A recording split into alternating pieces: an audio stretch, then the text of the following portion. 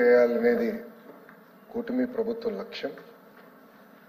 విద్యారంగంలో అనేక సంస్కరణలు కూటమి ప్రభుత్వం తీసుకొస్తుంది. దాంట్లో భాగంగా టీచర్ ట్రాన్స్ఫర్ యాక్ట్ అనేది ప్రవేశపెడతాం జరుగుతుంది.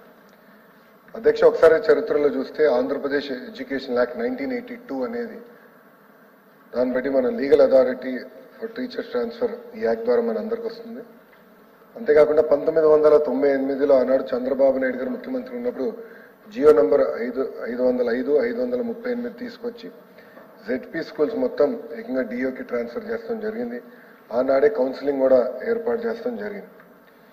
2012 నుంచి 15 వరకు చూస్తే అధ్యక్ష టీచర్ల రెగ్యులేషన్ అండ్ ట్రాన్స్ఫర్ రూల్స్ తీసుకొస్తాం జరిగింది. పాయింట్ బేస్డ్ స్కోరింగ్ సిస్టమ్ తీసుకొస్తాం జరిగింది.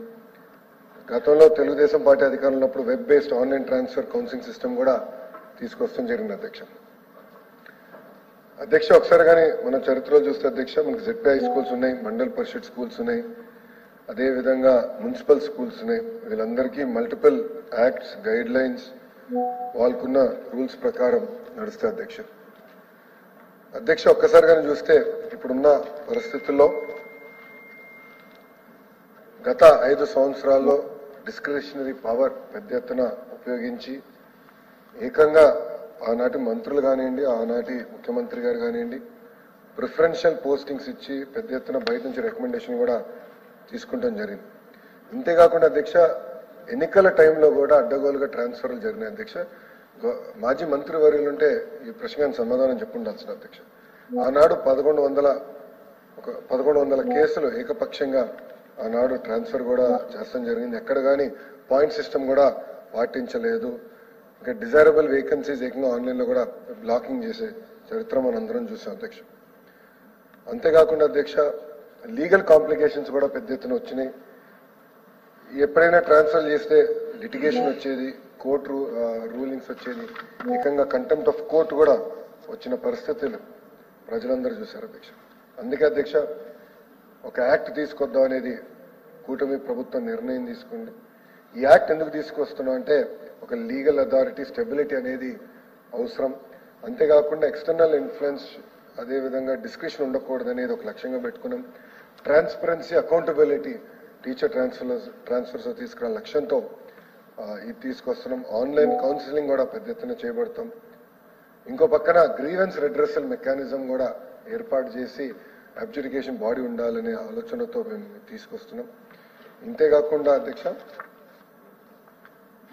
ఇది తీసుకొచ్చేదానికి అనేక మీటింగ్లు సంఘాలతో డిపార్ట్మెంట్ ఏర్పాటు చేసింది. నేను కూడా ఒక మీటింగ్లో దాదాపు 5.5 గంటల సేపు దీని గురించి చర్చించాం. అధ్యక్ష 2024లో మొదలైన ఈ ప్రయాణం ఆగస్టులో ఒకసారి, అక్టోబర్లో 2 సార్లు, నవంబర్లో 4 సార్లు సంఘాలతో ఎస్టీయూఏపీ, పిఆర్టీయూ, ఏపీటీఎఫ్తో మీటింగ్లు ఏర్పాటు చేసుకోవడం జరిగింది.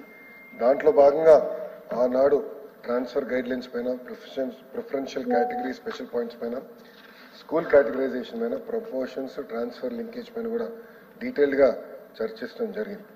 అంతేకాకుండా అధ్యక్ష ఇనిషియల్ కన్సల్టేషన్స్ అయిన తర్వాత ఈ డ్రాఫ్ట్ కూడా పబ్లిక్ ఫోరంలో పెట్టాం. మార్చి 2, 2025 ఉపాధ్యాయుల నుంచి నేరుగా ఫీడ్బ్యాక్ తెలుసుకుందాం కూడా పెట్టడం జరిగింది. సుమారుగా 7,700 పైచులుక ఫీడ్బ్యాక్స్ మాకు వచ్చిన అధ్యక్ష ఈ డ్రాఫ్ట్ బిల్ పైన. దాంట్లో ప్రధానంగా transfer on spouse grounds, disability and medical criteria, minus points for absence, timing and implementation, municipal teacher inclusion పైన ఫీడ్బ్యాక్ వస్తాం జరిగింది అధ్యక్ష. ఈ యాక్ట్ అనేది వాస్తవంగా భారతదేశంలో మన తొలి రాష్ట్రం కావు, మన 4వ రాష్ట్రం అవుతాం. కర్ణాటక, ఉత్తరాఖండ్, అస్సాం ఈ యాక్ట్ ఇప్పటికీ అమల్లోకి తీసుకొస్తాం జరిగింది అధ్యక్ష. అంతేకాకుండా అధ్యక్ష మన కూటమి ప్రభుత్వం లక్ష్యం ఒకటే. ట్రైబల్ ప్రాంతాలు అవ్వచ్చు, మున్సిపల్ కార్పొరేషన్ ప్రాంతాలు అవ్వచ్చు, ఇక్కడ ప్రభుత్వ పాఠశాలలు ఉంటాయి. విద్య నాణ్యత అక్కడ ఉండాలి, ఇక్కడ ఉండాలి. సో ఒక అద్భుతమైన ఉపాధ్యాయులు మన దగ్గరకు ఉన్నారు. వాళ్ళకి మెరుగైన అవకాశాలు కల్పించాలి, కొన్ని సందర్భాల్లో వాళ్ళని ప్రోత్సహించాలని లక్ష్యంతో మన ప్రభుత్వం పనిచేస్తుందని గౌరవ సభ్యులందరికీ నేను తెలుపుకుంటున్నాను అధ్యక్ష. దాంట్లో భాగంగా compulsory appointment of teachers in rural areas ఉంటుంది, reappropriation of teachers, criteria for teachers transfer, head master transfer ఉంటుంది అధ్యక్ష. అంతేకాకుండా కౌన్సిలింగ్ విధానం, ఎంటైటిల్మెంట్ పాయింట్స్ కూడా ఇవన్నీ కూడా పొందుపరచడం జరిగింది. ప్రత్యేకంగా అధ్యక్ష ఐటీడీఏ ప్రాంతాల్లో ఉపాధ్యాయుల్ని అక్కడికి వెళ్ళి పనిచేయడానికి ప్రోత్సహించడానికి ఉపాధ్యాయులకి 1 పాయింట్ అంటే ఐటీడీఏలు ఉంటే ప్రాస్పెక్టివ్ గా, రెట్రాస్పెక్టివ్ కాకుండా ప్రాస్పెక్టివ్ గా 1 పాయింట్ సర్వీస్ పాయింట్ ఇవ్వాలనేది ప్రభుత్వం ఈ యాక్ట్ లో పెడతాం జరిగింది అధ్యక్ష. అదేవిధంగా ప్రెసిడెన్షియల్ కేటగిరీల అధ్యక్ష వికలాంగులు వచ్చి గౌరవ సభ్యుల్ని కలిశారు, శాసన సభ్యుల్ని కలిశారు, మంత్రులను కలిశారు అధ్యక్ష. వాళ్ళు కూడా ఎలాంటి ఇబ్బంది లేకుండా ప్రెసిడెన్షియల్ కేటగిరీ కింద వాళ్ళు కూడా ఇస్తాం జరిగింది, విడోస్ కూడా ఇస్తాం జరిగింది అధ్యక్ష. ఇంకో పక్కన గ్రీవెన్స్ రిడ్రెసల్ మెకానిజం కూడా పెడతాం జరిగింది.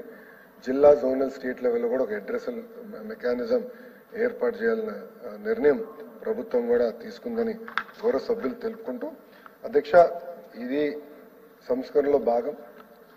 అనేక సంస్కరణలు తీసుకొచ్చాం, దాంట్లో ఇది ఒక భాగంగా అవుతుంది. ఇది కీలకమైన పాత్ర వేస్తుంది. గతంలోనే చెప్పాను అధ్యక్ష, ఆ సీనియారిటీ లిస్ట్ కూడా పబ్లిష్ చేస్తున్నాం. ఆ సీనియారిటీ లిస్ట్ ట్రాన్స్పరెంట్ గా ఉంటుంది, ఇంకా శాశ్వతంగా ఉంటుంది, ఆన్లైన్ మెకానిజం ఉంటుంది. ఆ సీనియారిటీ లిస్ట్ డైరెక్ట్ గా టీచర్ ట్రాన్స్ఫర్ యాక్ట్ లోకి ఇంటిగ్రేట్ అవుతుంది. 117కి ఆల్టర్నేటివ్ ప్రత్యామ్నాయం ఏదైతే తీసుకొస్తున్నామో అది కూడా ఇంక్లూడ్ చేసి ఆ ఇయర్ క్లాసులు ముందలనే ఉపాధ్యాయులు ఎక్కడ పోస్టింగ్ జరగాలి, ఏం జరగాలి అనేది ట్రాన్స్పరెంట్ గా చేయాలని లక్ష్యంతో ప్రభుత్వం ఈ చట్టం తీసుకొచ్చింది అధ్యక్ష. ఈ రోజు ఒక చరిత్ర మనందరం కలిసికట్టుగా సృష్టించబోతున్నామని గౌరవ సభ్యులు తెలుపుకుంటూ ఈ చట్టానికి ఆమోదం తెలపాలని గౌరవ సభ్యుల్ని కోరుతున్నాను.